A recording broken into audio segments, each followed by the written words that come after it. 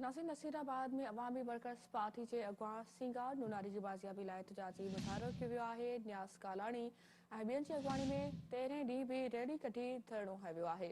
एहतजाज कंदड़नि जो चवणु आहे त सिंगार नुनारी खे बाजियाब करायो वञे। नसीराबाद में अवामी वर्कर्स पार्टी के अगवा सिंगार नुनारी की बाजियाबी लाइ एहतजाजी मुज़ाहिरो कियो वियो आहे। न्यास कालाणी ऐं ॿियनि जी अॻवानी में 13 ॾींहं बि रैली कढी धरणो हंयो वियो। एहतजाज कंदड़नि जो चवणु आहे त सिंगार नुनारी खे बाजियाब करायो वञे। नसीराबाद में अवामी वर्कर्स पार्टी के अगवान सिंगार नुनारी की बाजियाबी जे लाइ एहतजाजी मुज़ाहिरो कयो वियो आहे। न्यास कालाणी ऐं ॿियनि जी अॻवानी में 13 ॾींहं बि रैली कढी धरणो हंयो वियो। एहतजाज कंदड़नि जो चवणु आहे त सिंगार नुनारी खे बाजियाब करायो वञे।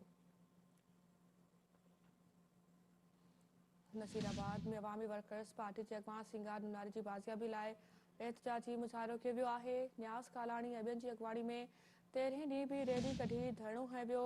एहतजाज कंदड़नि जो चवणु आहे त सिंगार नुनारी खे बाजियाब करायो वञे।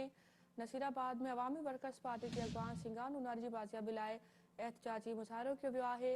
न्यास कालाणी ऐं ॿियनि जी अॻवानी में 13 ॾींहं बि रैली कढी धरणो हंयो वियो आहे। एहतजाज कंदड़ जो चवणु आहे त सिंगार नुनारी खे बाजियाब करायो वञे। इन हवाले सां तफ़सील राब्तो कयो आहे सिंध टीवी न्यूज़ जे रिपोर्टर अल्लाह बख्श कुरैशी सां।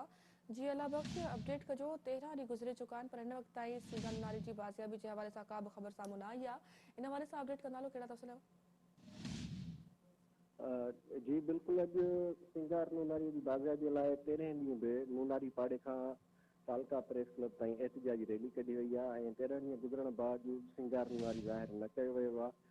अॼु जसकम अॻवान डॉक्टर न्याज़ कालाणी, सिंध रवादारी तहरीक जो अॻवान पुनल सारियो, अवामी वर्कर्स पार्टी जो मर्कज़ी ज्वाइंट सेक्रेटरी लतीफ़ लगारी, मुर्तज़ा चांडियो ऐं ॿियनि जी अॻवानीअ में रैली कढी वई आहे, जंहिंमें औरतूं, ॿार ऐं मर्द शरीक हुआ ऐं सिंगार नुनारीअ जी वञी कामरेड सोविया सिंगार बि शरीक हुई, उनजी अमड़ बि शरीक हुई।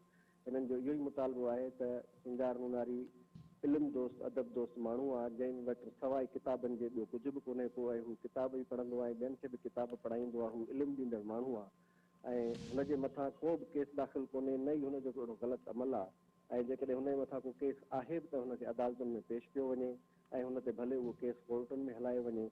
ऐं हीअ जेका रैली निकिती हुई, उन रैलीअ में जेका शिरकत हुई उहा तमामु घणी हुई रोज़ जी भेट में। ऐं हर अख जेका आली नज़र पई अचे ऐं सभिनी जे इहा ई हुई त सिंगार बेक़सूर आहे, उन बेक़सूर खे आज़ादु कयो वञे ऐं जे मथां को केस आहे त बि खेसि अदालतुनि में पेश कयो वञे।